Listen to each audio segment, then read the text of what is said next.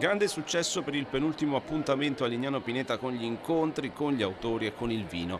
Protagonista in questo caso un romanzo toccante sul potere inarrestabile e rivelatore dell'amore, raccontato attraverso traiettorie emotive di due protagoniste di età differenti, la sedicenne inquieta Sasha e la quarantenne Alessandra, i cui segreti e le cui verità sepolte sono destinate a incrociarsi laddove per entrambe si apre una crepa. E torniamo, penso che sia il 10° anno, sono felicissimo di tornare a Lignano Pineta, al grandissimo Palla Pineta, per parlare stavolta del Cuore non va a dormire, un romanzo che sono due romanzi in realtà, perché sono due storie che si intrecciano, quella di una sedicenne di nome Sasha e quella di una 42enne di nome Alessandra, legate da questo strano pittore che appare all'improvviso sui muri delle città con questi immensi murales che partono tutti da una crepa, perché un po' il tema del libro è questo, no? Come si fa a trasformare le proprie crepe in bellezza? Non vedo l'ora di incontrare i lettori di Lignano. Ciao a tutti da Enrico Galliano. Ad accompagnare la serata lignanese un elegante e complesso uvaggio bianco friulano, ribolla gialla, malvasia istriana e picolit, premiato tra i 300 migliori vini d'Italia,